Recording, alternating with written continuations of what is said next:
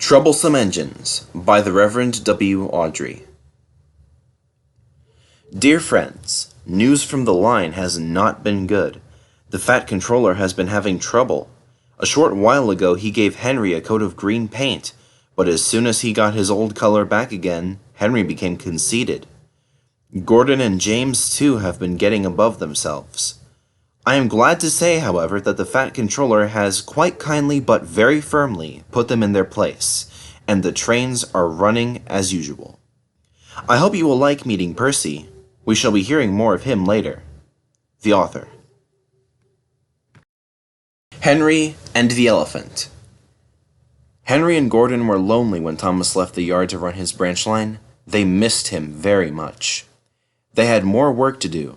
They couldn't just wait in the shed till it was time and find their coaches at the platform. They had to fetch them. They didn't like that. Edward sometimes did odd jobs, and so did James, but James soon started grumbling too. The Fat Controller kindly gave Henry and Gordon new coats of paint. Henry chose green, but they still grumbled dreadfully. "We get no rest, we get no rest," they complained as they clanked about the yard, but the coaches only laughed. "You're lazy and slack! You're lazy and slack!" they answered in their quiet, rude way. But when a circus came to town, the engines forgot they were tired. They all wanted to shunt the special trucks and coaches. They were dreadfully jealous of James when the Fat Controller told him to pull the train when the circus went away. However, they soon forgot about the animals as they had plenty of work to do. One morning, Henry was told to take some workmen to a tunnel which was blocked. He grumbled away to find 2 trucks to carry the workmen and their tools. pushing trucks, he muttered in a sulky sort of way. They stopped outside the tunnel and tried to look through it, but it was quite dark. No daylight shone from the other end. The workmen took their tools and went inside. Suddenly, with a shout, they all ran out looking frightened. "We went to the block and started to dig, but it grunted and moved," they said. "Rubbish," said the foreman. "It's not rubbish. It's big and alive. We're not going in there again." "Right," said the foreman. "I'll ride in a truck, and Henry shall push it out." "Wheesh," said Henry unhappily. He hated tunnels. He had been shut up in one once, but this was worse. Something big and alive was inside. "Peep, peep, peep, peep, peep, peep," he whistled. "I don't want to go in." "Neither do I," said his driver, "but we must clear the line." Oh dear, puffed Henry as they slowly advanced into the darkness. Bump! Henry's driver shut off steam at once. "Help! Help! We're going back!" wailed Henry, and slowly moving out into the daylight, first came Henry, then the trucks, and last of all, pushing hard and rather cross, came a large elephant. "Well, I never did," said the foreman. "It's an elephant from the circus." Henry's driver put on his brakes, and a man ran to telephone for the keeper. The elephant stopped pushing and came towards them. They gave him some sandwiches and some cake, so he forgot he was cross and remembered he was hungry. He drank 3 buckets of water without stopping, and was just going to drink another when Henry let off steam. The elephant jumped, and whoosh! He squirted the water all over Henry by mistake. Poor Henry. When the keeper came, the workmen rode home happily in the trucks, laughing at their adventure, but Henry was very cross. "An elephant pushed me! An elephant whooshed me!" he hissed. He was sulky all day, and his coaches had an uncomfortable time. In the shed, he told Gordon and James about the elephant, and I am sorry to say that instead of laughing and telling him not to be silly, they looked sad and said, "You poor engine, you have been badly treated." Tenders and turntables. The big stations at both ends of the line each have a turntable. The Fat Controller had made them so that Edward, Henry, Gordon, and James can be turned round. It is dangerous for tender engines to go fast backwards. Tank engines like Thomas don't need turntables. They can go just as well backwards as forwards. But if you had heard Gordon talking a short while ago, you would have thought that the Fat Controller had given him a tender just to show how important he was. "You don't understand, little Thomas," said Gordon. "We tender engines have a position to keep up. You haven't a tender and that makes a difference. It doesn't matter where you go, but we are important. And for the Fat Controller to make us shunt trucks, fetch coaches, and go on some of those dirty sightings, well, it's not the proper thing. And Gordon puffed away in a dignified manner. Thomas chuckled and went off with Annie and Clarabelle. Arrived at the terminus, Gordon waited till all the passengers had got out. Then, groaning and grumbling, he shunted the coaches to another platform. Disgraceful! Disgraceful! He hissed as he ran backwards onto the turntable. The turntable was in a windy place close to the sea. It was only just big enough for Gordon, and if he was not on it just right, he put it out of balance and made it difficult to turn. Today, Gordon was in a bad temper, and the wind was blowing fiercely. His driver tried to make him stop in the right place. Backwards and forwards they went, but Gordon wasn't trying. At last, Gordon's driver gave it up. They tried to turn the handle, but Gordon's weight and the strong wind prevented him. The driver, some plate layers, and the firemen all tried together.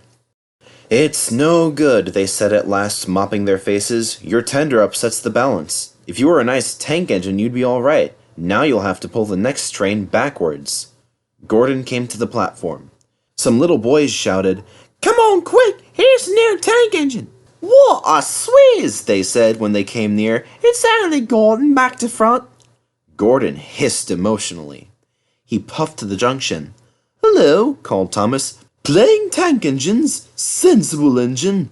Take my advice, scrap your tender and have a nice bunker instead." Gordon snorted but didn't answer. Even James laughed when he saw him.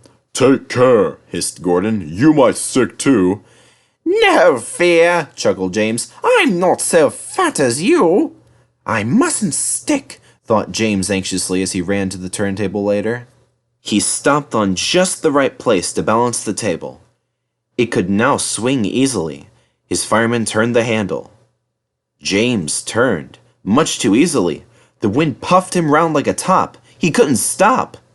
At last the wind died down, and James stopped turning, but not before Gordon, who had been turned onto the loop line, had seen him. Well, well, he said, are you playing roundabouts?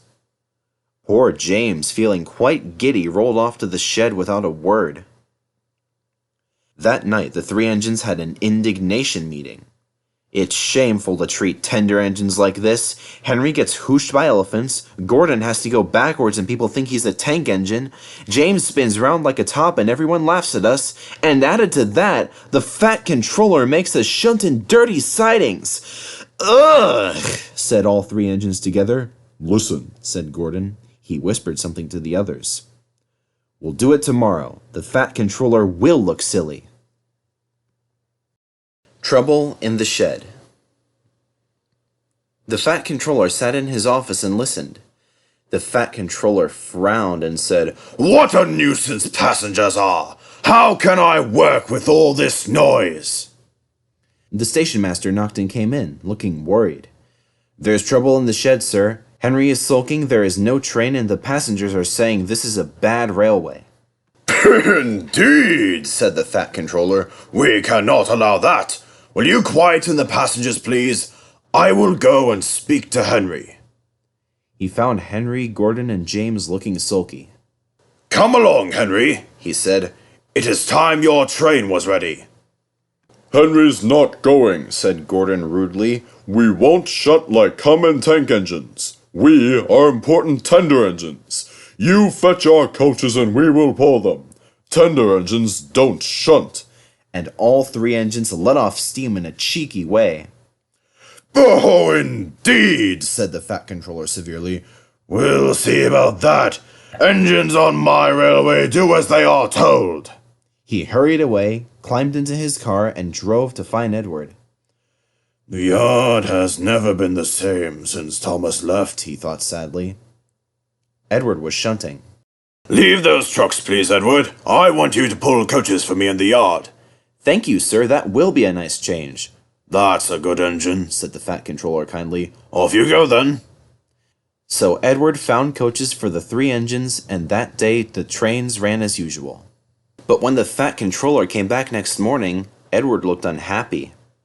Gordon came clanking past, hissing rudely. Bless me, said the Fat Controller. What a noise! They all hiss me, sir, Edward answered sadly. They say tender engines don't shunt, and last night they said I had black wheels. I haven't, have I, sir? No, Edward. You have nice blue ones, and I'm proud of you. Tender engines do shunt, but all the same you'll be happier in your own yard. We need a tank engine here.